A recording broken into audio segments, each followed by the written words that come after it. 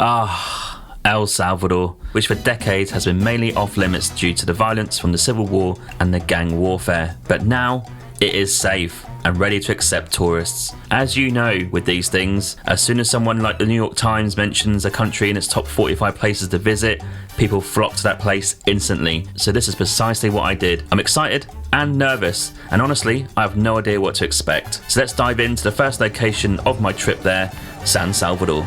Oh yeah, I'm James, and I love travelling. I've not been back in Latin America for 10 years, so it's been a long time coming, and I'm excited to go to a place that I don't know too much about, or really has been off limits. So let's drink some great coffee, meet some great people, and wander about roaming around this country. Let's go. The journey from Vancouver is long.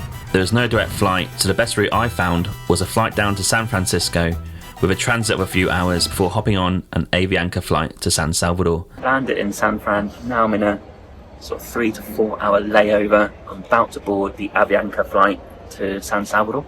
I'm getting excited now, this is it. I can feel the backpacker in me getting really excited for this trip. 1 month, overland, no real plan. I've got an interview tomorrow and the day after with 2 local people in San Salvador, and I'm there for 3 nights, including tonight. I might extend and do a day trip somewhere else, we'll see. Yeah, really looking forward to the trip. It's a glorious day in San Fran in California. Let's go.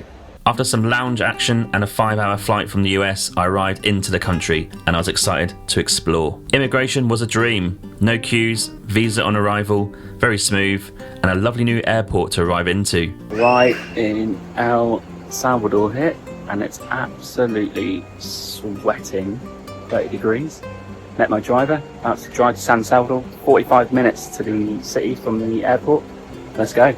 I went from 5 degrees to 30, but don't worry, I absolutely love it. San Salvador Airport is a 45-minute drive from the city. There's no visible way to transport other than taxis, so I booked one with my hostel ahead of time, costing $35 US. You may be able to get it for 20 to 30. I've arrived at my hostel, Volcano, and I'm tucking in to this.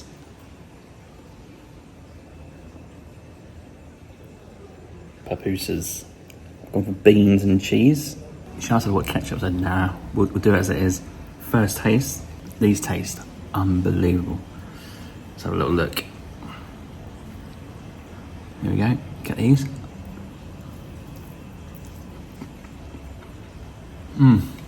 Top notch. Volcano Guest House is my accommodation of choice. It's about a 25-minute walk to the main part of the city, and a private room costs $33 a night, and it comes with breakfast. Be warned, the staff do not speak English, so Spanish is needed. Morning. Epic day yesterday. Left my apartment in Vancouver at about 4:15 a.m. and arrived into San Salvador. Hostel that I'm in here about 10:30 p.m. CST, so that would be about 8 p.m. PST, but a long ass day. Got in last night, had some food, and went straight to bed. I was done in. But this morning, I am awake. Oh, God. Chances of that. There you go. I did not plan that. That is unbelievable timing. As you can tell, I got up early in that. Slightly buzzing, to be fair. I didn't get that much sleep, maybe 6 hours, but I think I'm just anticipating the day ahead. I've got a fantastic day ahead here. I'm gonna have breakfast here at the hostel. So I'm gonna take a walk into town, get a feel for the city, walk in the centre a bit, go for a coffee probably, and just walk around and get some sights. I'm not gonna see all the sights though, as I have a walking tour booked in later with Dave. But before we do the walking tour, Dave is coming to this hostel, and he's agreed to come on the podcast for 20-30 minutes to talk about San Salvador and El Salvador. So he's going to meet me here at 2 p.m. We're going to record the podcast, I think, in the dining room, and then we're going to go out and do his walking tour, which I'm really looking forward to. I'm looking forward to meeting some locals. I've got another one booked in tomorrow with Carlos.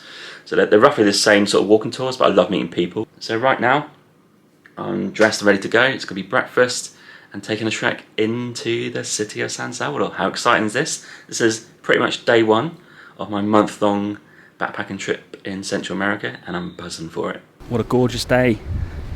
Out and about in town now, so I'm going to make the walk down to the central part. It's going to take 30 minutes. I'm going for a trendy coffee first. Not had a proper strong coffee since yesterday. So we're just walking down the streets of San Salvador.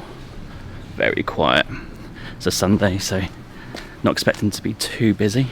I'm out for a few hours. Oh god, we've got chaos up there, squirrels. Round this corner, down the main road.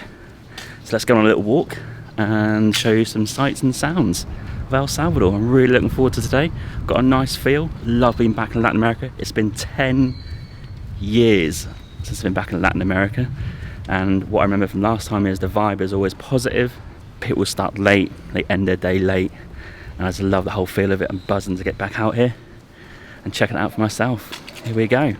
San Salvador and El Salvador 10 years ago wasn't viable. Now it is. A quick egg sandwich in the morning with a coffee, and it's time to head out. It's great to finally be out on the streets of San Salvador. The weather is perfect, and after 10 years, I am finally back in Latin America.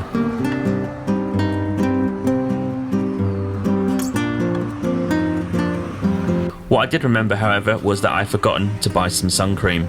Luckily, there was a pharmacy on the way, so I bought some on my way to the city.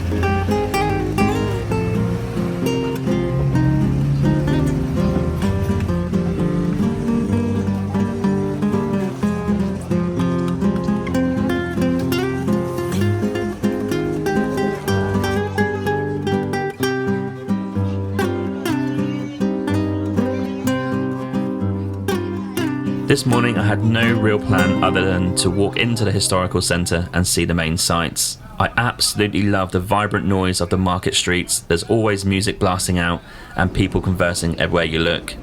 My first sight is the National Palace, which is situated on a newly reconstructed road for a bike path which actually extends out of the city. This one replaced the old palace, which was destroyed by a fire in 1889. You can see what was completed in 1911 here, and you can go in to have a look for $5. Well worth it. It's got 4 main rooms and 101 secondary rooms, and the Foreign Ministry uses these for receptions and meetings. As you can see, this leads to the historic Centre Square, which is the main part of the capital city, mixing old and new. Here you will see the National Palace, the Metropolitan Cathedral, National Theatre, Plaza Sagrado Barrios, and the new library. I didn't ponder too much here, as this will be part of my walking tour later on, so I wandered around to the National Theatre to get a coffee and brunch. Cafe Luz Negro was my cafe of choice, which is a trendy Western cafe with prices quite high, hanging around the $6 to $7 for a chiquiles set. This included coffee, juice, and the meal of nachos with eggs, chicken, onions, cheese, and avocado. It was divine.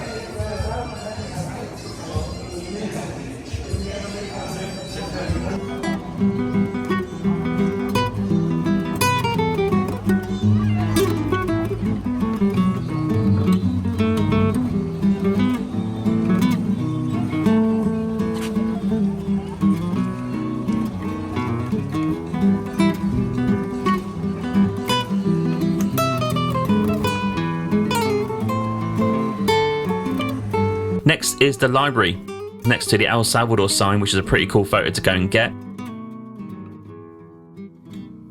Just ask a local to get one for you.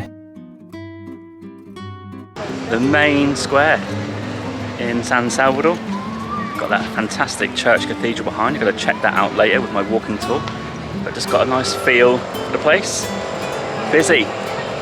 That is the library, very modern.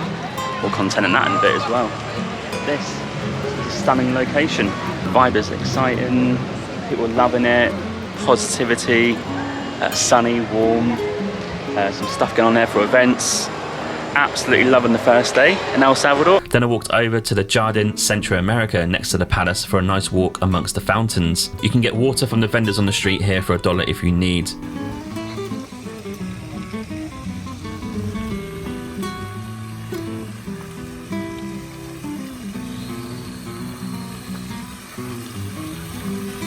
So I went to the cafe, had a proper coffee, needed that. Now walking these lovely gardens here. And look at this. Absolutely glorious. Gonna sit here, chill out, enjoy the fountain. Who doesn't love a fountain? Absolutely scorching today as well. Got my sun cream to support that, applied it. Yeah. To finish my morning, I went to check out this brand new spanking library, built in conjunction with the Chinese. It's open 24/7 and has great Wi-Fi. There are 7 floors with some spectacular views at the top, and the staff are quite young, which means they speak English if you need to speak to them. Just beware, if you're taking a laptop in, you'll need to register that at the front desk and provide proof of an ID.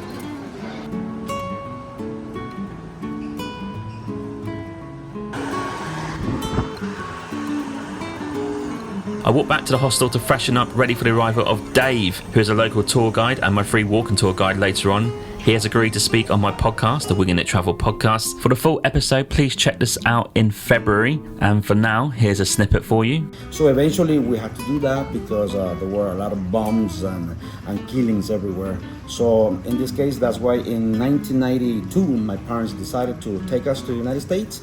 We went to live to California, 1 week maybe, to San Jose, California. And eventually we moved to New York. Oh wow, the other side. Yeah, the other side, basically, yeah. It's a big change. Yeah, that big change with the snow. Yeah. So basically, we went to live in Westchester County, close to Canada. Yeah. As a matter of fact, and I went to study 4 years high school. Yeah. Once I finished those 4 years, I returned back to the country. My mom, my dad, my sister, they all loved New York. They became U.S. citizens. Okay. I was the only one that after, high school, I came back to the country. I love that. Yeah. Yeah. So then after that, once I returned back to the country, I worked as a teacher, teaching English. Sure. So then the call center movement started coming to the country. Oh, okay. And then I started working for different American companies like PEX, MetLife. After an amazing chat, we headed in an Uber to Park Cuscatlan, where we'll meet the other members of the tour group.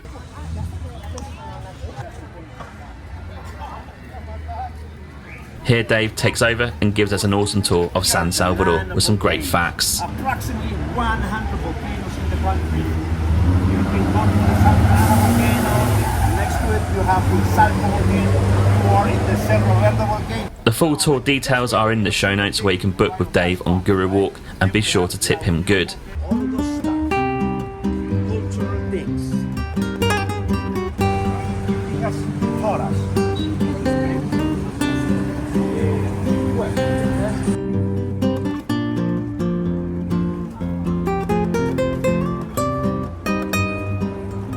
Dave's walking tour is going absolutely awesome. So much information, ticking off all the sites, and he's got a real local perspective as he's from San Salvador and he's in his 40s, so he's got the full spectrum of civil war, gangs, and now here we are. Awesome, highly recommend.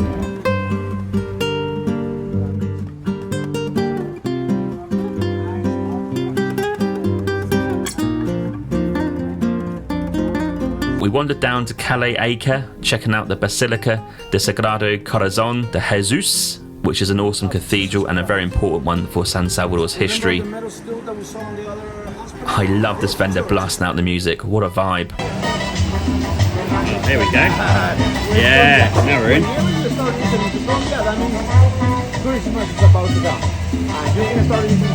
We had time to give the traditional game of Caparucho a go, and my word, it's hard, but super fun. Surprise. All right, let's do it. Let's see if you can do it. Here's an expert at work.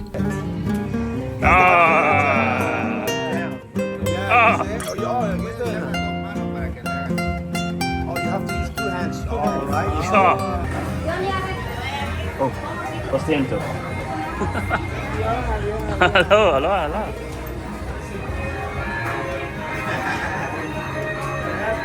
Christmas is right here in November 10th. Can you believe that? November 10th. Day is turning in tonight as we head into the historic centre. I just love the positivity in the air, the loud music which makes you want to dance, and it's great seeing everyone out on a Sunday night enjoying themselves. And please take note, it is super safe. Look at that beauty. Yeah, I know. Look at that beauty. It's a museum. It was renovated 2 months ago. Huh. So all of this, it has been painted. It has been renovated. That is. It's great to see the sights from earlier all lit up in the night sky. Magical.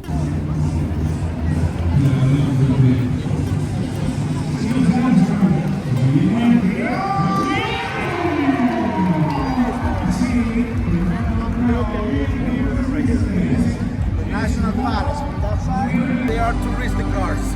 That's why. Otherwise, they are not allowed. Look how lively this country is. Back in Jardin Centroamerica, this guy sounded so good playing his violin, or cello, I'm not an expert, over a backing track. I could have stayed here for hours listening to him. Check this out.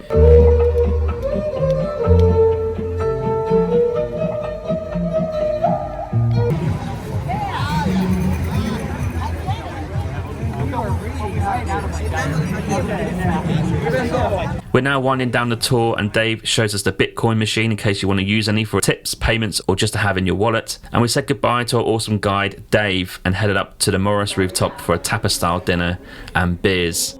We reflected on a great day and all the information we heard during our tour and all the sights that we saw. What a fantastic day, and I was eager for more. For more information on Dave in terms of the podcast interview, check out the link in the show notes, and you can also check out Guru Walk to book a tour with Dave. Next morning, I'm up for breakfast at the hostel early before heading into the city once again. The 25-minute walk is very easy to follow without Google Maps.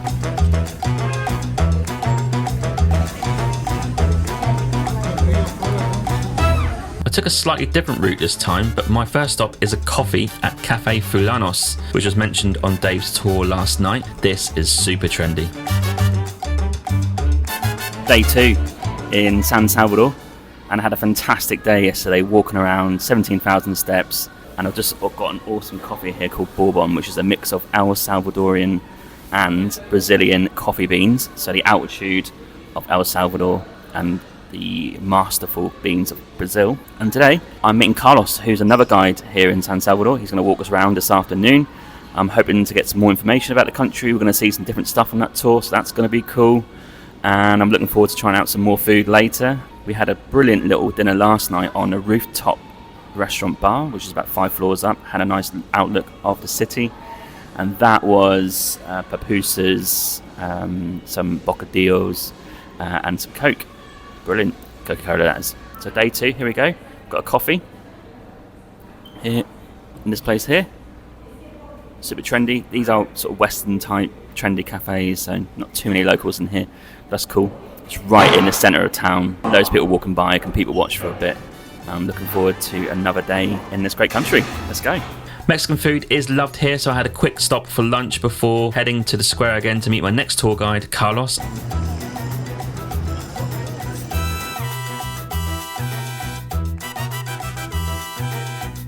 Sitting in the city square, doing a bit of people watching. Had someone come up to me, ask a few questions. No idea what they're saying. We're meeting at this statue here.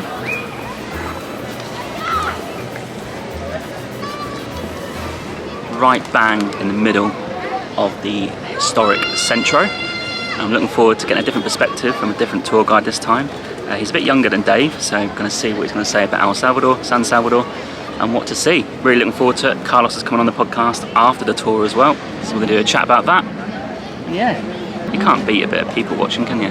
Lots going on, collecting sounds, lots of different people. Very busy midday on a Monday. I assume people should be working, but hey, what do I know? Who cares? And we kicked off the tour in Plaza Libertad, and Carlos gave us a breakdown of the full history of El Salvador, and we walked around the statue to meet Gustavo, another member of the tour. And first up is Iglesia de Rosario, a significantly important part of El Salvador's history and San Salvador in particular. There is a small fee to enter, but don't worry, just look at this place. It's incredible. Ruben Martinez, who designed it, who's the architect, declared, "This is a church facing the people and not fleeing before God." Everything you see symbolises something important, and at first hand you can see the bullet holes, which are quite sombering. I can't do it justice for the importance, so you'll have to check it out yourself or get a guide like Carlos to explain its significance. We settled in to the Cuban bar of Cha Cha Cha to sit outside and watch the world go by as Carlos talked to us more about El Salvador.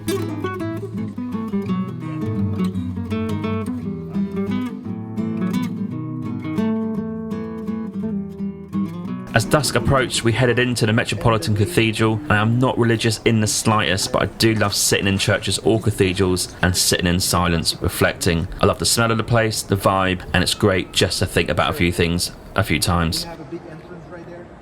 Above the main entrance, we have something called Corazon. We have a big high. If you see on the screens, we have a lot of cultural activities here.